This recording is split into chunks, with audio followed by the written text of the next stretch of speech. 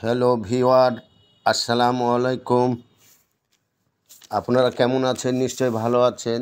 তবে ভালো আগেই বলেছি যে ভালো থাকতে হলে একটু আবহাওয়া পরিবেশ অনুকূলে থাকা দরকার। তবে যে হারে আবহাওয়া বিরাজ করছে, আবহাওয়া এই গত এবারে 31শে মার্চ থেকে দেশে তাপ প্রবাহ শুরু হয়, যা 6 মে পর্যন্ত টানা 37 দিন এই তাপ প্রবাহ দিন ছিল।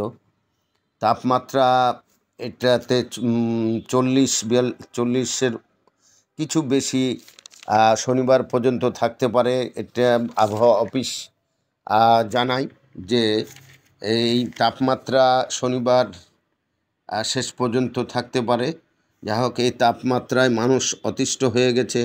দেশের বেশিরভাগ এলাকা জুড়ে মাঝারি থেকে মৃদু তাপমাত্রার মধ্যে 2 দিনের সতর্কতা জারি করেছে আবহাওয়া অফিস।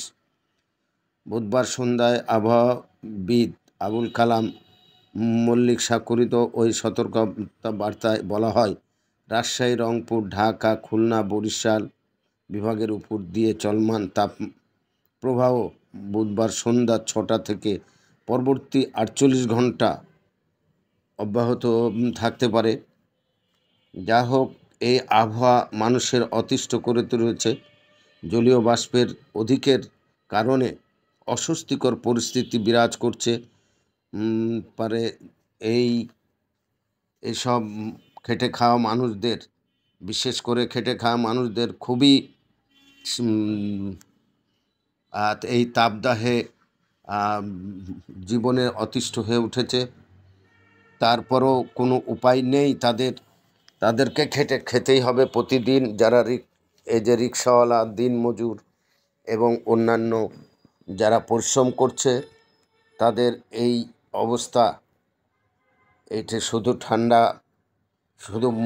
মাঝে মধ্যে প্রাণ জুড়াচ্ছে এই কুশরের রস এবং আপনার যে লেবু পানি, কেউ কেউ ঘোলের পানিও খাচ্ছে। কিন্তু ডাব তো ধরা ছোঁয়ার বাইরে, ডাব কেউ ধরতেই পারা যায় না। ডাবের দিকে মানুষ আর চোখ দিচ্ছে না, কারণ একটা ডাবের দাম 100-150 টাকা দাম। ফলে লেবুর পানি 10 টাকা দিলেই এই বরফ সহ পাওয়া যাচ্ছে। তারা মানুষ এই যে কেউ কেউ বা এই যে ছাত্রীরা স্কুলে এই গরমের মধ্যে যাচ্ছে, আসছে, আবার কেউ বাজারে বা বিভিন্ন কাজে আসছে, মানে শুকিয়ে যাচ্ছে। এই গরমের কারণে শেষে তাদেরকে একটু না একটু গলা ভেজাতে হচ্ছে। শহরগুলোতে প্রায় ঘন ঘন জায়গায় এই লেবু পানি পাওয়া যাচ্ছে। যাই হোক, এই মানুষ অতিষ্ঠ হয়ে উঠেছে এই গরমের মধ্যে। রাজশাহীতে বিশেষ করে বৃষ্টি নাই বললেই চলে। গত কয়েকদিন আগে যে 2 তারিখের দিক যে বৃষ্টি হয়েছিল, তাতে কয়েকদিন ঠান্ডা থাকে। তবে আবহাওয়া অফিস বলছে শনিবার শেষ পর্যন্ত এই গরম থাকবে। কেউ কেউ ঘোলও খাচ্ছে। ঘোলে এখন জানি না, ঘোলে একটু হয়তো বরফ দিচ্ছে, যার ফলে একটু ঠান্ডা ঠান্ডা না থাকলে মানুষ খেতে অস্বস্তি বোধ করছে।